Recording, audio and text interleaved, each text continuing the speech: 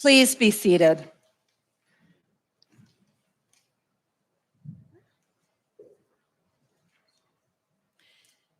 Our Friday Bible study just finished working our way through this book. It's called Biblical Literacy, and it's compiled by Timothy Beale. And he went through the whole Bible, and as you can see, it's just this big, so he didn't include everything. He picked what he thought were the most culturally relevant parts of the Bible. And it is a pretty good overview. You get, some of the famous stories and a few that you might not have known, but as we went along, we were like, I can't believe he didn't include this story, and we would add one once in a while. When he got to the very last book of the Bible, which is Revelation, what do you think he chose to include in this? Some of you know because you were there.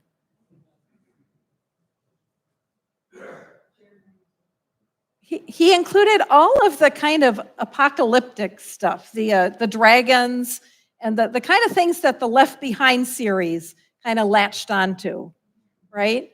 And as we were reading all those, I can't believe he didn't include, especially Michelle, some of the beautiful language, like the piece that we just read this morning, that our first reader was that Alex read so beautifully.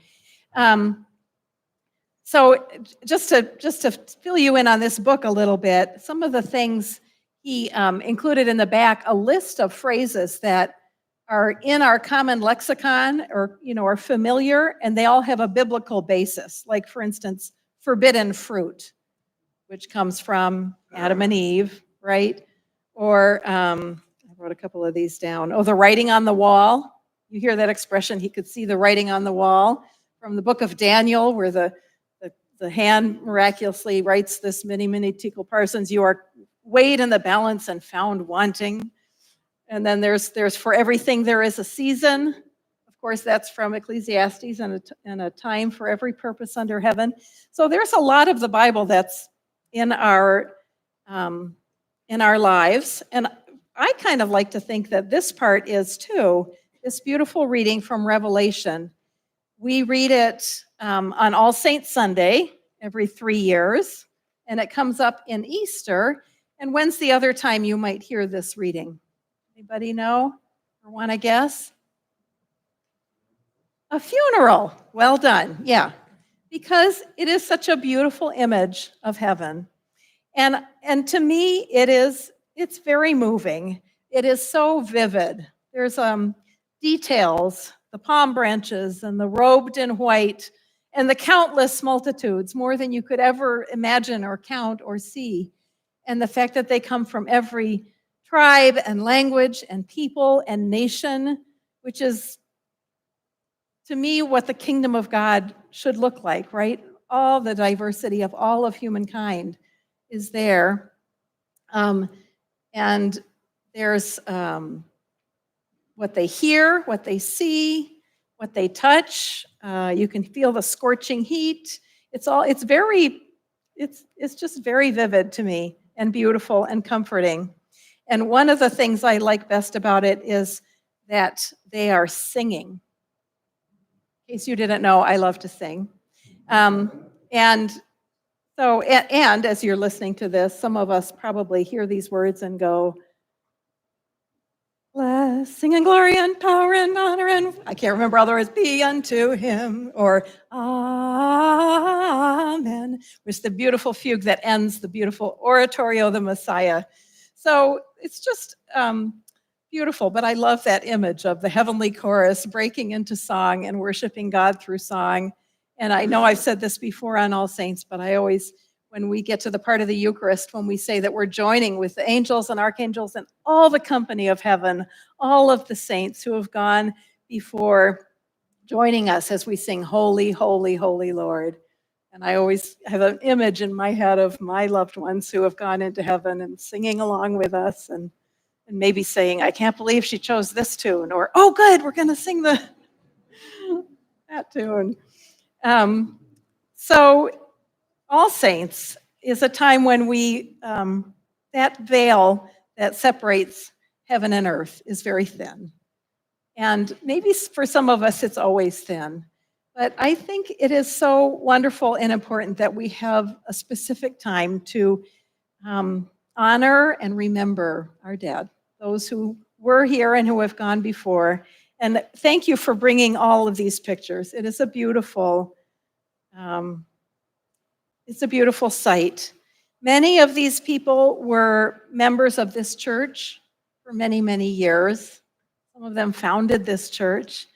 And some of them overlapped with me. I came in 2014, and I knew many of these people. But there are quite a few who died before I got here. And yet, the way that you guys talk about them, I feel like I know them too, that they're part of this extended family. And it is lovely. So I think that this idea that when people leave this mortal earth and they go to another realm, they're still with us in some way. They're gone and they're not gone. They're here with us, and I talk to them. I think sometimes they might even talk back. I don't know. I'm going to tell you a story, which I was a little afraid it was a little bit too odd, but Dan assured me it was okay. So if you're freaked out, you can blame Dan. So my first husband died in April. He had been home in hospice for 2 weeks, and then it was time. It was his time, and I could tell he was at the end. And I said to him, if you're ready to go, it's okay. I'll be all right. You can go. And he died when I said that. And of course, not very long afterwards, I was sobbing and saying, I lied. Yeah. But in that moment, I knew that was the time. So that was April 2nd. Tax time comes around and I file an extension because, I was in no shape to deal. And then months go by and it's time to get that tax filed. And I go to the drawer where we would always put all the tax stuff. And I open it up and there's nothing there. And I was like, oh, what do I do now? I had an appointment in a few days. And I spent those days looking everywhere, high and dry, piles and every room. I couldn't find them. And I was panicking. I didn't know what to do. And finally, I think it was the morning of the day I had the appointment. And I'm standing at the end of the hallway upstairs. And I said, Richard, I don't know what to do. I have to have these papers, and I don't even know where to look anymore. Help me. Please help me. And when I said that, I turned around like this, and I walked down the hall and into the bedroom and into the corner where there's this kind of shelf by a window, and I just put my hand right on him. I swear, I'm not making this up. This happened to me. And maybe that was a coincidence, but I kind of think somebody was helping me. Somebody heard me and somebody led me. And I don't know if you've ever had an experience like that. I think some of us have. And I think, to me, it shows that this barrier that is between us is just thin sometimes. And sometimes we can reach out. And I think that's a beautiful thing. And I think it's a beautiful thing to be baptizing a baby on a day like this when her ancestors are here too, in some way, in some form. Some of her ancestors are here living in the room too, I will say. But it's all a big circle. We believe in the communion of saints, and that's what that is, that we are all in this together. One of our Eucharistic prayers mentions, all those who were, and all those who are, and all those who are yet to come. That time frame that we know isn't God's time frame. And somewhere, my descendants are part of this too. So it is a beautiful thing to gather. This family this family in the room, this family surrounding us, this family here, all to gather and to welcome Lizzie into this beautiful faith that we share.